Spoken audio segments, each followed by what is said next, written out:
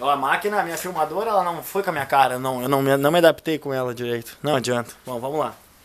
Vamos lá, câmerazinha, por favor. Para quem não acredita em milagres, os milagres existem. Ano passado, na Expo Inter do ano passado, eu ganhei um punhadinho de milho. Um punhadinho de milho, tá? De sementes orgânicas. O milho crioulo, que eles chamam. Lá no stand da Emater. Emater, minha amiga querida. Esse punhadinho de milho, era assim, era um punhadinho, cabia numa mão fechada. Esse punhadinho de milho eu plantei, cuidei dele, me dediquei, minha família participou, enfim. O que aconteceu? Nasceram os pezinhos de milho, lindos, é claro. Esses pezinhos de milho geraram muitas espigas. Nós comemos essas espigas, nós fizemos polenta. Eu troquei com alguns amigos meus que têm plantação de outras coisas. Eu vendi algumas espigas. Nós guardamos algumas espigas inteiras e algumas sementes eu guardei lá dentro do freezer da minha casa. Agora, no próximo ciclo, eu quero levar lá para a Emater de volta e devolver aquele punhado de semente para que eles passem para uma próxima pessoa, porque eu já tirei a minha parte daquele punhado de sementes que eles me deram. Então existe até uma certa parceria, não é isso a palavra, daqui a pouco me vem, entre as pessoas que moram no campo, né? Se eu te dou um punhado de semente, tu fica assim, digamos, tu deve me devolver ela num futuro não tão distante. Esse é o milagre da multiplicação. Dificilmente não, né? Acho que não é possível pegar um sapato, por exemplo. Vai lá, eu vou numa feira e eu ganho um par de sapato.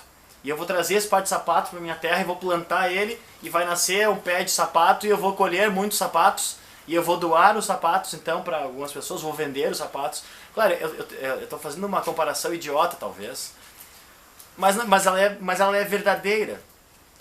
Aqui, ó, aqui eu tenho renda para minha família e eu tenho renda para as pessoas que queiram plantar também. Aqui, ó, é só pegar isso aqui e plantar na terra. Com amor e dedicação, vai colher, vai colher. Claro que pode chover, pode não chover, pode dar lagarta, pode dar uma seca, pode acontecer o que quiser, pode acabar o mundo. Mas a chance de quem planta é que vai colher. Fazendo essa alusão a esses dois mundos, é que eu reforço essa situação. Nós precisamos plantar na nossa cidade mesmo na área, até na área urbana. Esses pavilhões que nós temos aí, vários pavilhões que a princípio não vão ser mais utilizados para muita coisa, existem sistemas, eu já falei nesse programa, sistemas de aquaponia. Em Triunfo existe uma empresa pioneira no segmento, eles não patrocinam meu programa, eles não são meus parceiros de trabalho, eles não têm nada a ver comigo, eu estou falando porque eles realmente são bons no que eles fazem. Essa empresa trabalha com aquaponia, que é a utilização de água, peixe e planta. Parecido com a hidroponia, só que a hidroponia eu prefiro não falar. Usa adubos químicos, e, enfim, eu não prefiro não falar hoje. A aquaponia não usa veneno, até porque se colocar veneno vai matar os peixes, né? Então já fica aí nem precisa explicar também, né? Então como é que funciona? Rapidamente.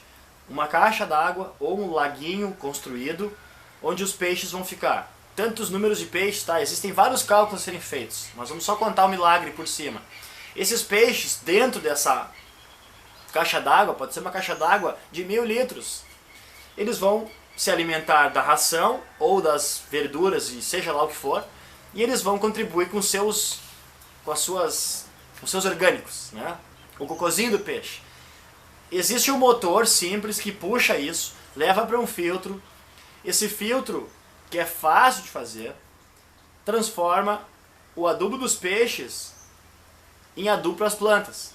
E essa água passa então pelo sistema das plantas. As plantas ficam ou dentro de canos ou dentro de bandejas, seja qual for o método. A questão é, precisa botar as plantas de uma forma que essa água consiga passar e retornar para a caixa d'água com os peixes. Porque o que as plantas dispensam, os peixes se alimentam.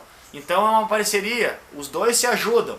Ao final disso, ao final de cada ciclo, em média aí de 6 meses, os peixes estão grandes, esses peixes são comercializados, e as verduras durante 6 meses foram produzindo e sendo recolocadas na terra e produzindo. Então o produtor ele ganha 2 vezes, com as plantas e com os peixes, ou com os peixes e com as plantas. O mais legal desse sistema é que ele utiliza a água da chuva, então já não tem o custo inicial de água, que vai encher uma caixa com água custa, e até nem pode ser água tratada que os peixes não gostam. Pô, não é o meu dia do fogo, eu ainda queimei a mão aqui, ó, bem feito. Eu quis fazer um foguinho porque lá fora tá frio, né, tio? Os peixes. Então o sistema de aquaponia, ele funciona. Eu ano passado fui na Expo Inter, fiz uma entrevista com o Fagner da AQP Brasil. Procurem, AQP Brasil. Ou apenas escrevam aquaponia no Google. Vai aparecer. Oi, queimei a mão mesmo, né? No Google aparece muitos materiais de pessoas que fazem isso. Isso é uma sugestão para nós, talvez, otimizarmos o centro da nossa cidade. O centro da nossa cidade, sim, o centro da nossa cidade. Existem vários pavilhões que eu tenho certeza que nunca mais vão servir para nada. Então, ao invés de ficar ali só atrapalhando a nossa cidade, elas podem estar gerando alimentos. Alimentos que para serem vendidos ali, né? Não vamos querer agora exportar lá para sei lá para onde lá. Para França, porque daí aí já esculhamba tudo, né? Esse sistema de aquaponia, ele precisa de pouco espaço. E ele produz bastante, porque não precisa de terra e lavrar e não sei o que, não sei o que. E funciona. Quando eu escutei a primeira vez, a gente tem essa mania de preconceito com as coisas, né? Aquaponia, água, eu pensei, isso aí não funciona, isso é bobagem. A gente paga bem feito, paga pela boca. Fui aprender, acabei me apaixonando sobre, nós temos alguns sistemas que a gente faz aqui, mas como na nossa propriedade, nós temos muita terra, então a gente quer primeiro plantar nessa muita terra para depois então aproveitar os cantinhos. Para locais assim como o centro da nossa cidade, nós teríamos a condição, né, nós temos essa condição de produzir hortaliças no centro da nossa cidade. Isso com certeza se tornaria um atrativo turístico. E aí de novo, né, aí a coisa começa a funcionar de novo. Pega um pavilhão grande e faz esse sistema, claro, talvez teria que trocar algumas telhas para o sol entrar, é lógico, mas a estrutura já existe, o local já existe, a necessidade de empregos já existe. Ligeiro, rapidamente, se começar a fazer isso agora, no final dessa semana, nós temos pessoas empregadas trabalhando nesse sistema. E vai começar a entregar. Aí ainda tem aquela questão ambiental. Os produtos que nós compramos, que vêm lá de Porto Alegre, da Ceasa, ou que vêm de São Paulo, eles andam quilômetros de caminhão, poluindo o nosso meio ambiente, estragando as nossas estradas, trancando mais ainda a BR-116, e as nossas ruas da nossa cidade viram o caos, porque são muitos caminhões que andam todos os dias transportando alimentos para nós. Quanto mais local o nosso alimento, menos caminhões na estrada. Aí você me dizer, e os coitadinhos dos caminhoneiros vão perder o emprego. Não, claro que não, porque vai ter empregos no local. Até porque esses empregos aí é um cara só que dirige um caminhão. Se trocar um cara com um caminhão por um sistema de plantação dentro da cidade, vai trocar um por no mínimo 5 para trabalhar nesse sistema, onde hoje não existe nada. Isso é uma matéria que deve ser levada para as escolas e nós, a partir de setembro, como eu já falei, nós vamos colocar o nosso projeto, o Hectare Mágico, em funcionamento. E isso é um dos pontos mais importantes. Nós queremos instalar um sistema de aquaponia em cada escola, para as crianças participarem, enxergarem com os próprios olhos que é possível produzir alimentos saudáveis sem a utilização de veneno em pequenos espaços. Começando pela escola, que é o lugar mais importante da nossa vida. Enquanto a gente é criança, a gente nem sabe disso. Claro que a casa é a nossa casa. Olha, chegou o lobisomem. Então, a nossa escola deve ser produtiva também com verduras. Não só aquela hortinha que às vezes algumas escolas têm lá no fundo lá e ninguém dá bola para a hortinha. E uma vez por ano, lá no dia da horta, no dia da terra, eles vão lá, fazem uma foto e depois cai no esquecimento de todo mundo, ninguém mais dá bola. as datas comemorativas, né? Então, eu vou voltar esse ano na Expo Inter. Nossa, é um ponto de honra para mim. Voltar lá no stand da Emater e devolver isso. Eles não pediram que eu fizesse isso, claro que não. Isso é uma coisa que eu desenvolvi. Eu quero fazer questão de ir lá e devolver e explicar e contar isso que aconteceu comigo, porque a partir de agora a minha plantação de milho vai sempre ir aumentando em função daquele punhadinho de milho que eu recebi deles. Uma coisa importante a ser falada, que deve ser falada e lembrada sempre: o produto local, além de só ter benefícios, como eu já falei, e eu vou falar ainda até não me aguentarem mais, existe uma questão de adaptação genética. Quando eu planto esse milho, por exemplo, eu ganhei um punhado de semente da Emater.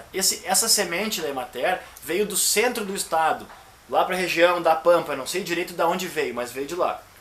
Então ela veio com uma informação genética, porque o solo deles lá é diferente do nosso solo aqui. Porém, eu plantei esse milho então aqui na nossa região, dentro da minha propriedade. Esse milho agora, ele já está mais adaptado ao solo daqui, ao clima, já existe uma formação aqui dentro.